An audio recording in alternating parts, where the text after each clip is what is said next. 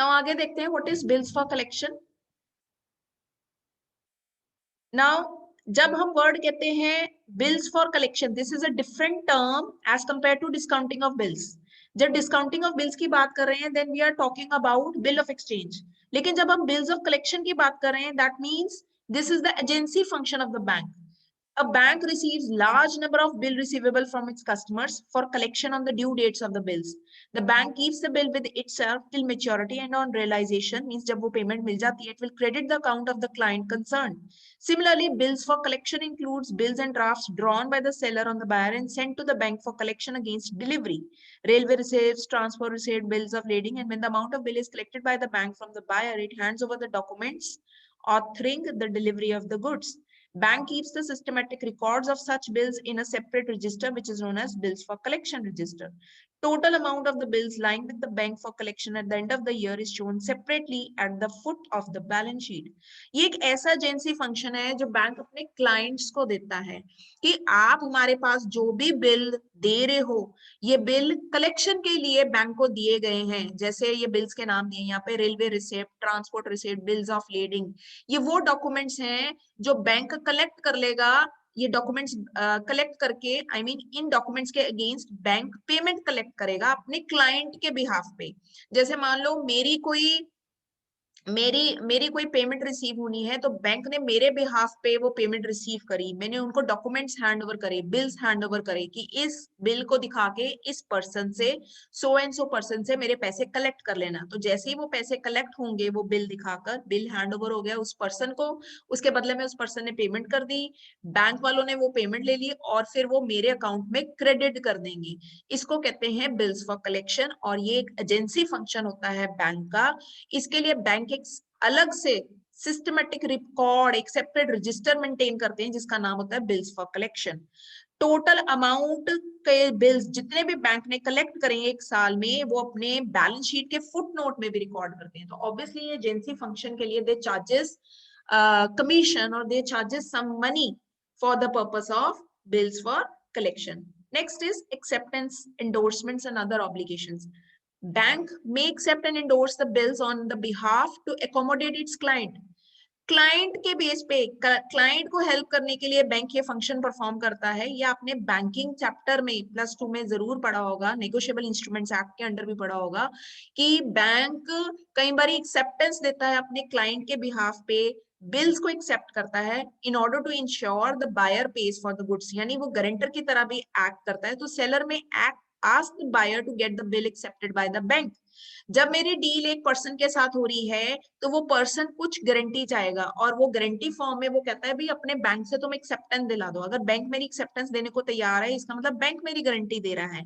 तो इस तरह की एक्सेप्टेंसेस बैंक देता है। Similarly bill may be drawn by buyer bank on the buyer, यानी कई बार बैंक क्या करता है, बिल भी ड्रॉ करने में हेल्प करता है। बैंक एक बिल को आगे एंडोर्स करने में हेल्प करता है किसी और बैंक के नाम पे, यानी बैंक ये सारी ऑब्लिगेशंस अपने क्लाइंट को देता है, सारी ऑब्लिगेशंस या सारी ये फीचर्स अपने क्लाइंट को देता है। वैल्यूएबल क्लाइंट्स को वो सर्विसेज दे रहा है, तो ये सर्विसेज है बैंक की, acceptance, endorsements, bills for collections. So all acceptance, endorsements and guarantee given by the bank on behalf of its customers which have not matured on the date of preparation of bank's balance sheet are known as contingent liabilities.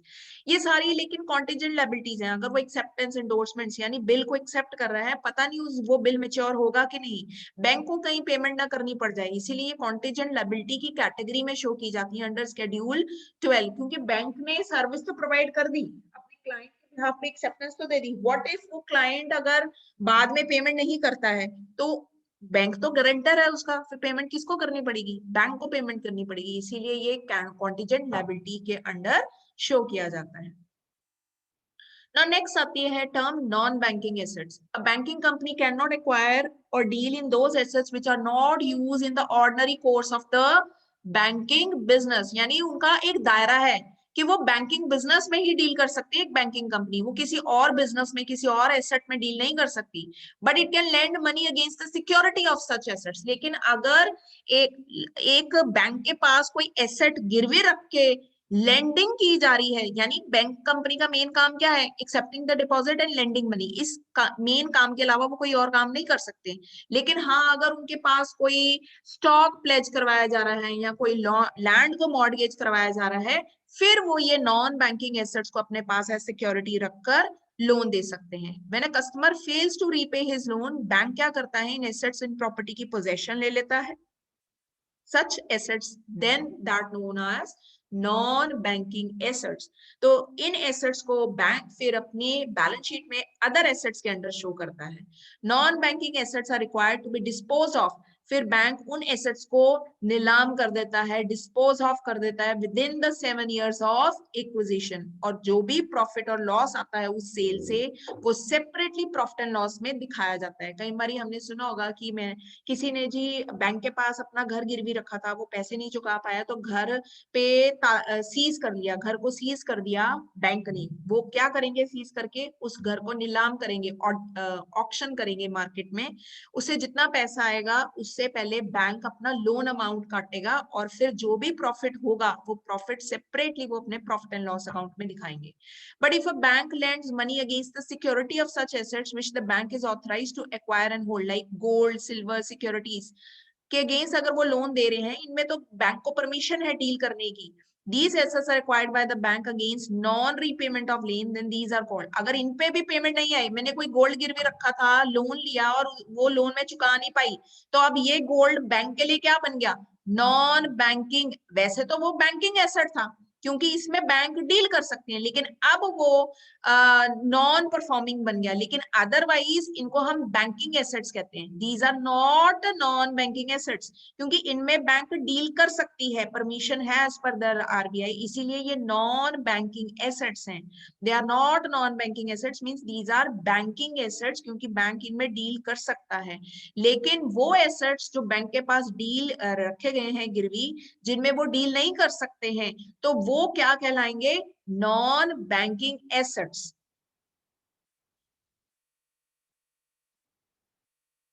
So just last line to give a little clearance on this non-banking assets। अगर banking company के पास गिरवी वो assets रखे गए हैं जिन assets में बैंकिंग कंपनी बिजनेस नहीं कर सकती है, but these are given as security for the purpose of lending, तो उन एसेट्स को नॉन बैंकिंग एसेट्स कहा जाता है। लेकिन कई बार बैंक के पास gold, silver and other securities को एज गारंटी रखा जाता है, सिक्योरिटी रखा जाता है, लेकिन इनमें बैंक डील कर सकती है as per the policy of the RBI और other companies act। तो तब इनको हम नॉन बैंकिंग एसेट्स नहीं कह सकते, ये बैंक के लिए बैंकिंग एसेट्स हैं।